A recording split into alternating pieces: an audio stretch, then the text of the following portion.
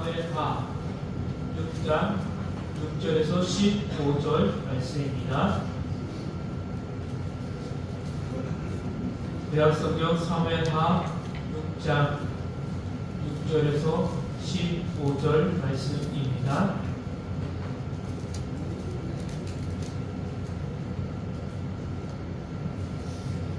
제가 살아계신 하나님의 말씀을 봉독하겠습니다. 그들이 나곤의 타작 마당에 이르러서는 소들이 힘으로 무사가 손을 들어 하나님의 길을 붙들었더니 여호와 하나님이 무사가 잘못함을 말미암아 진노하사 그를 그곳에서 치시니 그가 거기 하나님의 궤 곁에서 죽으니라. 여호와께서 무사를 치심으로 다윗이 분하여 그곳을 베레스 무사라고 부르니 그 이름이 오늘까지 이르니라. 다윗이 그날에 여호와를 두려워하여 이르되 여호와의 궤가 어찌 내게로 오리요 하고 다윗이 여호와의 궤를 옮겨 다윗성 자기에게로 메어 가기를 즐겨하지 아니하고 가드 사람 오벳에돔의 집으로 메어 간지라. 여호와의 궤가 가드 사람 오벳에돔의 집에 석 달을 있었는데 여호와께서 오벳에돔과 그의 온 집에 복을 주시니라. 어떤 사람이 다윗 왕에게 아뢰어 이르되 여호와께서 하나님의 궤로 말미암아 오벳에돔의 집과 그의 모든 소유에 복을 주셨다 한지라. 다윗이 가서 하나님의 궤를 기쁨으로 메고 오벳에돔의 집에서 다윗성으로 올라갈새 여호와의 궤를 맨 사람들이 6걸음을 가매 다윗의 소와 살찐 소가지로 제사를 드리고 다윗이 여호와 앞에서 힘을 다하여 춤을 추는데 그때에 다윗이 맨 베옷을 입었더라. 다윗과 온 이스라엘 족속이 즐거이 환호하며 나팔을 불고 여호와의 궤를 메어 오는니라. 아멘.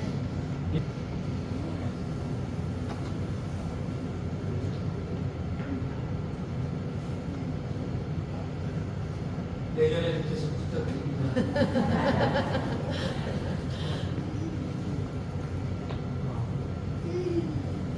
임직 예식을 앞두고 다윗의 이야기를 한 달 이상 했습니다. 우리가 다윗은 누구나 다 아는 사람이고 누구나 이 다윗은 아는 이야기입니다.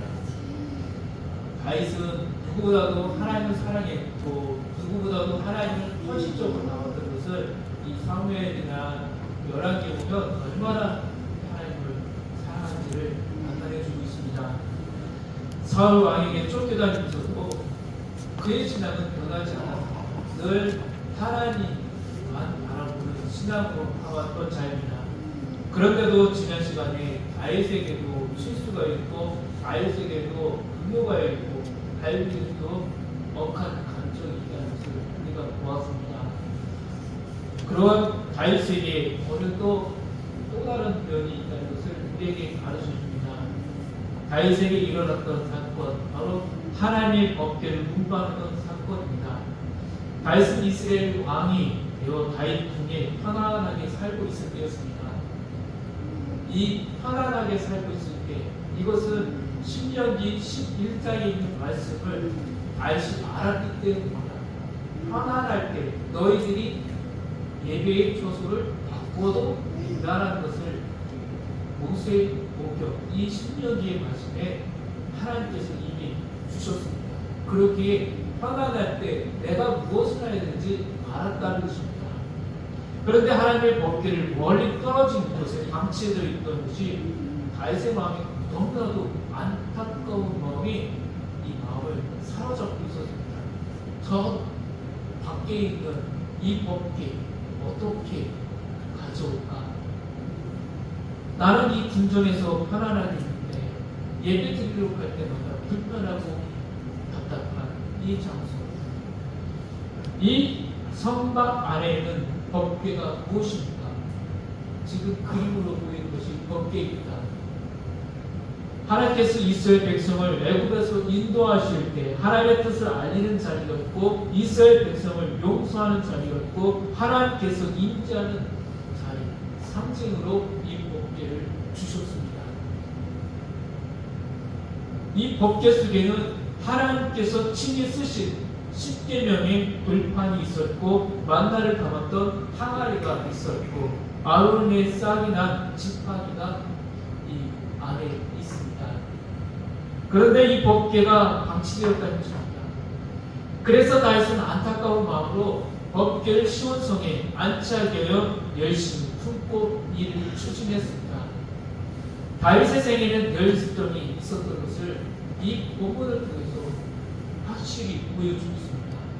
얼마나 주님의 일이라면 열정을 다하는지 오늘 이 법궤에 옮기는 것을 통해서 보여주고 있다는 것입니다. 다윗은 이 일을 위해서 3만 명을 동원했습니다. 어마어마한 인원이죠. 여러 악기를 사용했습니다. 억지가 아니었습니다. 형식적이지 않았습니다.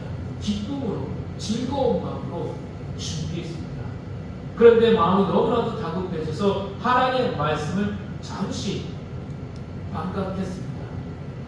그런 이것을 빨리 옮기기 위해서 새 수레를 만들었습니다. 그래서 황수가 끌고 가도록 했습니다. 그런데 그것이 하나님의 마음을 기쁘게 하지 못했습니다.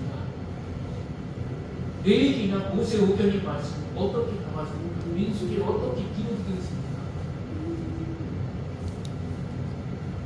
하나님의 심기가 불편했습니다. 그때 황소가 갑자기 뛰기 시작했고 법궤가 흔들렸습니다. 법궤가 땅에 떨어지려고 하자 그것을 호송하던 웃사라는 사람이 법궤가 떨어지지 않도록 붙잡았습니다. 그런데 놀랍게도 그가 그 자리에서 즉사했다고 성경은 기록하고 있습니다. 다윗은 이것을 목도하면서 크게 실망했습니다. 잔칫날 같은 분위기, 엄청난 큰 잔칫날에 이 잔칫날이 장례식장으로 바뀌어버렸습니다. 다윗의 마음 그리고 그곳에 있는 3만 명의 군중이 이제 하나님을 원망하기 시작합니다. 다윗도 두려웠습니다. 아니 처음에는 화까지 났을 겁니다. 지난주에 보았던 것처럼 나발 앞에서 화를 내는 것처럼 화도 분노가 솟아올라왔을 겁니다. 하나님 도대체 이게 무슨 일입니까? 내가 얼마나 수고하고 헌신했는데 내가 얼마나 하나님을 사랑하는 마음으로 계획을 세웠는데 이것이 도대체 무슨 일입니까? 우리도 인증을 받고 열정이 있을 때 있습니다. 내가 이거 뭐 해야겠다. 내가 이거 좀 해야겠다. 그런데 다윗과 같은 일이 있을 때 있습니다. 사무엘 6장 8절 말씀 보면 이렇게 기록되어 있습니다. 여호와께서 웃사를 치심으로 다윗이 궁했다고 했습니다. 인증을 받고 내가 목사로서 장로로서 권사로서 안수집사로서 일을 하려고 하는데 실수했다고 엄청난 벼락 같은 소리가 떨어질 때가 있다는 것입니다. 왜 나에게 이런 일이 벌어질까? 하나님을 위한 열정이 마음속에 다윗은 있었습니다. 우리에게도 있습니까? 사랑의 열정이 있습니다. 헌신하는 열정이 있습니다. 다윗에게는 열정이 있었습니다. 헌신도 있었습니다. 과거에 골리앗을 물리칠 때 어떻게 물리쳤습니까? 이 열정과 헌신, 담대한 주님이 주신 능력으로 나아가서 하나님 말씀으로 골리앗을 물리칠 때도 있었다는 것입니다. 그런데 본문의 말씀은 우리에게 가르쳐 주십니다. 열정이 전부가 아니다. 헌신이 전부가 아니다라고 말씀해 주고 있습니다. 왜 그렇습니까? 하나님께 영광을 돌린다고 말은 하지만 그 속에 나의 욕심과 이기적인 야망이 조금이라도 들어있다면 하나님은 그것을 받지 않겠다는 것입니다. 인간의 마음이 조금 있다면 그것은 제사로 예배로 받지 않겠다는 것입니다. 인간의 열심과 열정은 소중한 것이지만 그것보다 더 중요한 것이 있다는 사실을 하나님 다윗에게 가르쳐 주고 있습니다. 그렇다면 다윗이 잘못했다는 것은 무엇이겠습니까? 무엇이 하나님의 마음을 화나게 했습니까? 두 가지를 볼 수가 있습니다. 첫째는 하나님의 일을 하나님의 방식대로 하지 않았다는 말씀해 주고 있습니다. 하나님의 일, 하나님의 방식대로 해야 한다. 다윗은 하나님을 높여드린다고 하면서 자기 방식으로 하려고 했습니다. 마음만 급했습니다. 내가 왕이 된 사람으로서 하나님을 얼마나 사랑하는지 많은 사람들에게 보여주고 싶었습니다. 나만큼 하나님에 대한 열정으로 가득한 사람이 있으면 한번 나오라고 했습니다. 아마 뽐냈을 것입니다. 그러나 어쩌면 이러한 이의적인 목적은 그런 많지 않았을지도 모릅니다. 정말 순수하게 하나님의 법궤를 예루살렘에 안참으로 하나님의 위대하심을 선포하고 싶었을지도 모릅니다. 그것이 자신의 사명이라고 생각했을지도 모릅니다. 이것은 멋진 모습입니다. 목표도 선하고 동기까지 선했습니다. 그런데 하나님은 거절했습니다. 이것은 우리의 믿음의 삶을 다시 되돌아볼 필요가 있다는 것을 보여주고 있는 것입니다. 나는 지금 어떻게 주님 앞에 헌신하고 있는가? 한국교회는 여러 가지 일들을 통해서 기적을 맛보았습니다. 과거에 우리 한국교회가 어떻게 성장했는지 우리 성도들은 알고 있습니다. 새벽기를 통해서 우리 한국교회가 엄청나게 부흥했습니다. 한국교회 큰 교회라고 할 수 있는 장대현 교회에서 회개운동이 시작했을 때 하나님은 이 기도소리를 듣고 우리를 안타깝게 여겼고 우리에게 분위기를 베풀어 주셨습니다. 한국교회 이만큼 성장할 수 있도록 만들어 주셨습니다. 그런데 지금은 반대로 내려가고 있는 시대가 되고 있습니다. 수많은 사람들이 예수를 믿는다고 외치고 있지만 수많은 사람들의 마음속에 진짜 예수 그리스도가 살아계시는지 묻고 싶습니다. 내 안에 지금 예수님이 살아계십니다. 그러나 그 속에 하나님 기뻐하지 않는 모습이 있지 않는지 다시 우리 자신이 우리의 모습을 돌아보아야 합니다. 하나님의 법궤를 운반하는 것은 하나님의 방식대로 해야 합니다. 하나님께서 주신 말씀이 있습니다. 그것은 거룩함으로 이 법궤를 움직이라고 첫 번째 주셨습니다. 또한 함부로 다뤄서는 안 된다는 것을 법으로 가르쳐 주셨습니다. 짐승이 그것을 이끌고 가서는 안 된다고 했습니다. 그것은 선택받은 사람, 그것도 레위 사람, 고압 자손이 그것을 친히 옮겨야 했습니다. 그런데 빨리 가기 위해서 수레 위에 법궤를 올리고 황소 한 마리가 끌고 가겠습니다. 하나님 그것을 원하지 않으셨습니다. 본래 이것을 옮기기 위해서는 법궤에 휘장을 치고 거기에 페달 가죽을 다시 씌운 후 뇌 깃토니 위에 고리를 달아 레위 사람들이 막대기로 어깨에 메어 한 걸음씩 옮겨야 했습니다. 역대상 15장 14절과 15절 말씀이 이것을 우리에게 가르쳐 주고 있습니다. 이에 제사장들과 레위 사람들이 이스라엘 하나님 여호와의 궤를 메고 올라가려 하여 몸을 성결하게 하고 모세가 여호와의 말씀을 따라 명령한 대로 레위 자손이 채에 하나님의 궤를 꿰어 어깨에 매니라. 그러나 다윗은 법궤를 황소가 끄는 수레의 시로 옮기려 했다는 것입니다. 이것은 빠른 운송 방법이었습니다. 손쉬운 것이었습니다. 효과가 있는 것이었습니다. 그러나 그것은 인간의 방식이었다는 겁니다. 하나님의 방식대로, 하나님의 뜻대로, 하나님의 명령대로 순종하는 것이었습니다. 순종하는 것이 아니었다는 것입니다. 두 번째는 다윗의 실수가 있었습니다. 왜 하나님께서는 다윗을 좋아하셨습니까? 다윗은 열정이 있었을 뿐만 아니라 문제가 있을 때마다 하나님께 나와서 납작 엎드려서 아뢰었습니다. 하나님 어떻게 할까요? 제가 무엇을 할까요? 어떻게 해야 하나님께서 기뻐하실까요?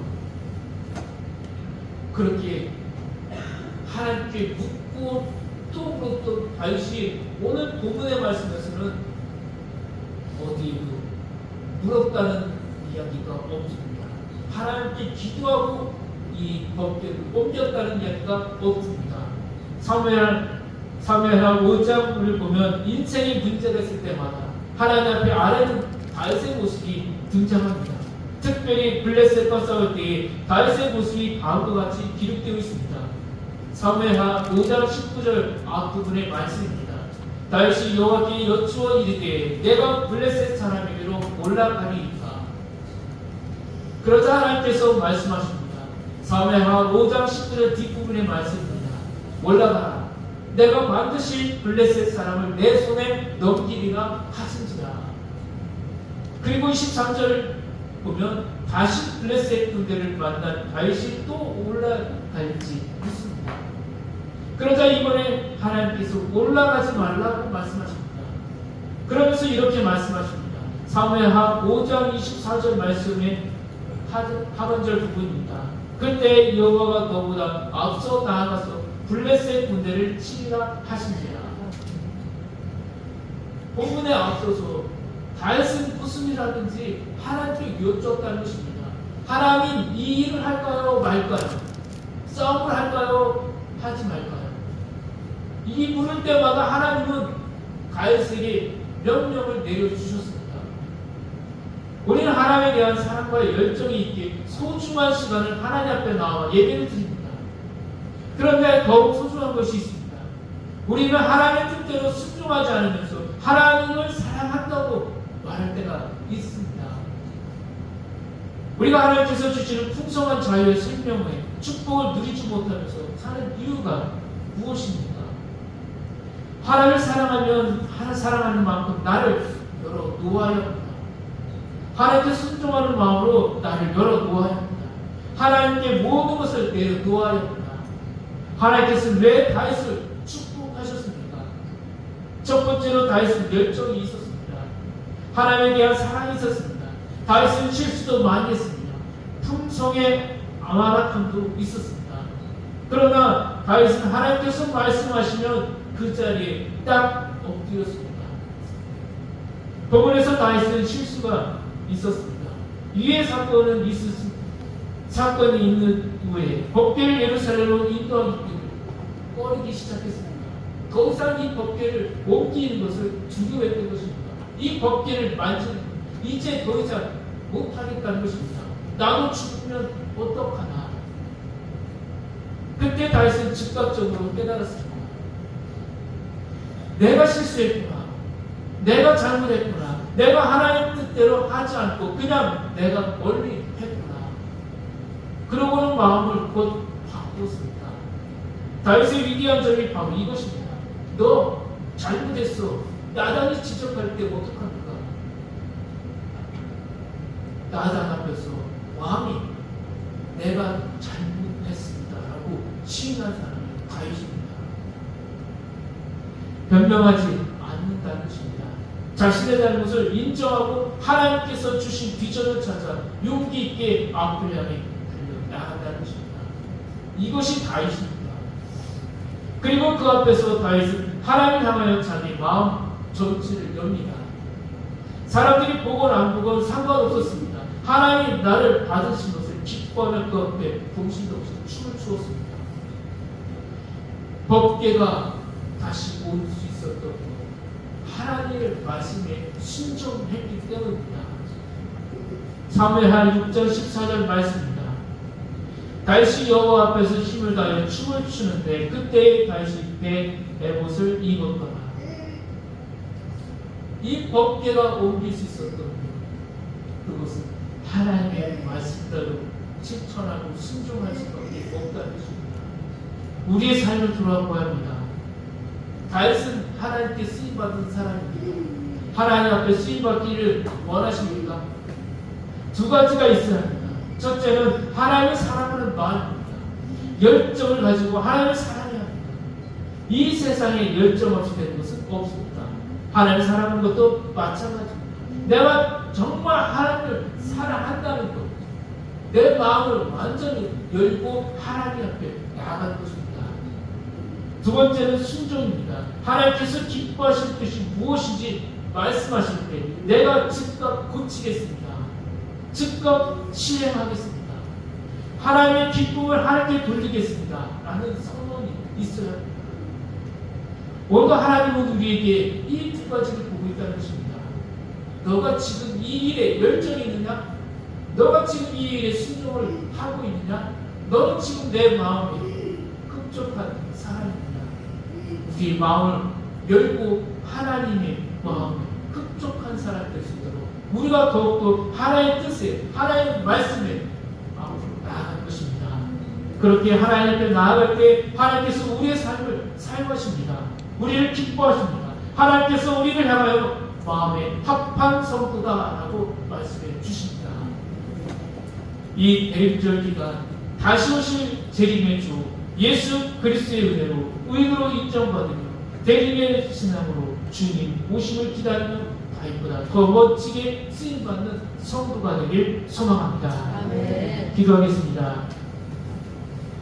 하나님 아버지, 다시 오실 재림의 주 예수 그리스도를 기다리며 우리의 신앙을 돌아봅니다. 영적 분별이 인력 있는 자, 하나님을 사랑하는 자, 하나님 말씀에 순종함으로 더욱더 우리 신앙이 회복되는 자 되게 하여 주옵소서. 더욱더 하나님 말씀에 순종할 때 하나님께서 주시는 복을 누리는 삶이 되게 하여 주옵소서. 예수 그리스도의 이름으로 기도합니다. 아멘. 찬송가 50장 함께 찬송 부를 때 하나님께 봉헌 드리도록 하겠습니다.